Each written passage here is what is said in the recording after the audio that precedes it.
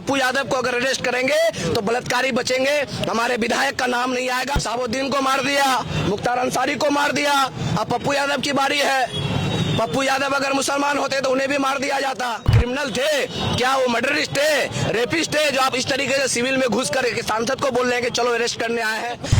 F3 file का नाम अभी सुन रहे, पूरे देश में बवाल हुआ है। उसी तरीके से एक फाइल बिहार में है नेताओं का घर में। किसी गरीब मजलूमों के साथ अगर खड़ा होना गुनाह है तो ऐसे गुनाह हम लोग 1000 गुना करेंगे और अरेस्ट करने की जरूरत पड़ी, देने की जरूरत पड़ी कि देंगे, क्या दिक्कत है। सरकार की तानाशाही गुंडागर्दी ये बता रही है कि हम लोग संविधान के रूप में कॉन्स्टिट्यूशन के खिलाफ सूचना देके पुलिस को पुतला दहन करने आए, लेकिन हम लोग को नहीं दिया गया, इसलिए कि सरकार यहाँ पे कॉन्स्टिट्यूशन से भी नहीं चला रही है, ये तानाशाही हिटलर शाही सरकार चला रही है। जिस तरीके से एक सांसद को आप मान के चलिए, आम आदमी तो सुरक्षित है नहीं, देश में भी नहीं है, बिहार में भी नहीं है, लेकिन एक सांसद असुरक्षित महसूस कर रहे हैं जो मेंबर ऑफ पार्लियामेंट 6 बार रहे हैं, 6 बार मेंबर ऑफ पार्लियामेंट पटना के घरों में घुसकर उन्हें सिविल में क्या जरूरत थी, वो क्रिमिनल थे क्या, वो मर्डरिस्ट थे, रेपिस्ट थे, जो आप इस तरीके से सिविल में घुसकर सांसद को बोल रहे हैं कि चलो अरेस्ट करने आए हैं। कोर्ट का आदेश था ना, ठीक, आप कोर्ट का आदेश 2024 में आया, आप इतना दिन कहाँ थे,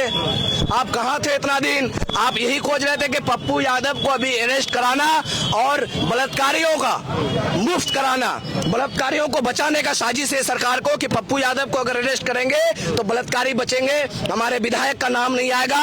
F3 फाइल का नाम अभी सुन रहे, पूरे देश में बवाल हुआ है। उसी तरीके से एक फाइल बिहार में है नेताओं का घर में, कि बिहार में तानाशाही सरकार है, जिस तरीके से हर जगह मनमानी गुंडागर्दी सरकार कर रही है, उसी तरीके से बिहार को चला रहे हैं। डेमोक्रेसी तो है नहीं, वो तो खत्म कर चुके हैं। आज शांतिपूर्वक पर आप किसी गरीब मजलूमों के साथ अगर खड़ा होना गुनाह है तो ऐसे गुनाह हम लोग 1000 गुना करेंगे और अरेस्ट करने की जरूरत पड़ी, देने की जरूरत पड़ी कि देंगे, क्या दिक्कत है भाई। प्रशासन तो आपको पुतला दहन नहीं कर दिया। अरे भाई नहीं दिया, हम तो वही चीज उठाए, हमको हम डर रहे क्या, उठा है लेके जाए भाई, डरते नहीं है सर, डर नहीं है, खत्म, चला गया सब, आए उठाए लेके जाए।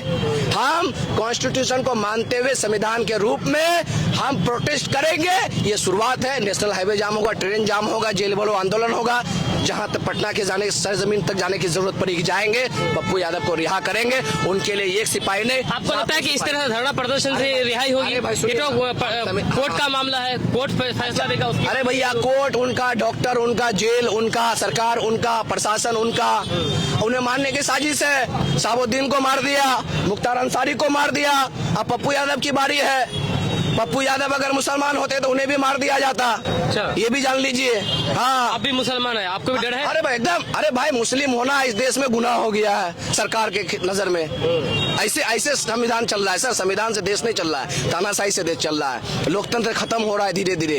इस चीज को बचाना है तो भाईचारा, जिस तरीके से हम लोग संविधान के रूप में दायरे में रहकर प्रोटेस्ट करते हैं, ऐसे आगे भी प्रोटेस्ट करेंगे, चाहे सरकार को जो करना है या प्रशासन को जो करना है जाके कर ले, किसी से डर भय नहीं है सर। जिस दिन मौत लिखा है उस दिन मौत हो जाएगी, सीधा। क्या कहना चाहेंगे भाई? देखिए, हम ज्यादा कुछ नहीं कहना चाहेंगे। बिहार में बहार है, नीतीश कुमार है और प्रशासन ही रंगदार है। संवैधानिक अधिकार में पुतला नहीं दहन करने दिया जाता है, इस तरीका का मामला आप लोग देख रहे हैं। और भाई अब यहाँ पे तानाशाही के हिसाब से लोगों की बातों को नहीं सुना जाएगा, किसी की आवाज, हक अधिकार की आवाज उठाने पे उसको जेल डाल दिया जाएगा, और जो अपराधी खुलेआम घूम रहे हैं उनके लिए सरकार और प्रशासन उनके लिए नहीं है। वो इम्तियाज भाई कह रहे हैं कि लोकतंत्र खत्म हो गया है, संविधान के हिसाब से काम नहीं चल रहा है यहाँ पर। कहाँ लोकतंत्र बचा है? पूरे देश में वो हाल था, बिहार में भी वही हाल है। जो सत्ता में लोग बैठे हुए हैं उन्हीं का तंत्र चल रहा है, उन्हीं का यंत्र चल रहा है, सब तो उन्हीं लोग का चल रहा है। लोक का तंत्र कहाँ है, लोकतंत्र कहाँ है?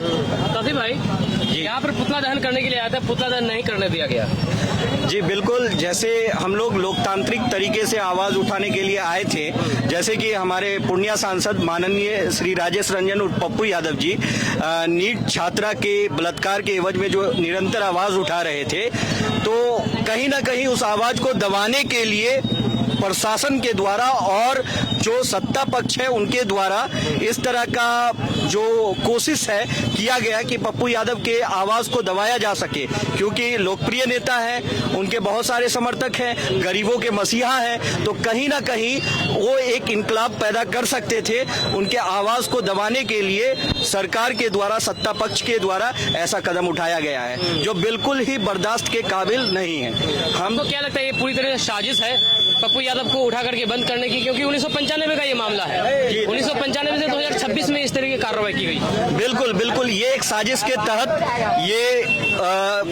के तहत ही उनको गिरफ्तार किया गया है, क्योंकि कहीं ना कहीं सरकार का मंशा है कि पप्पू यादव जी को अगर गिरफ्तार कर लिया जाएगा तो आवाज दब जाएगी, लेकिन बिल्कुल भी ऐसा होने वाला नहीं है।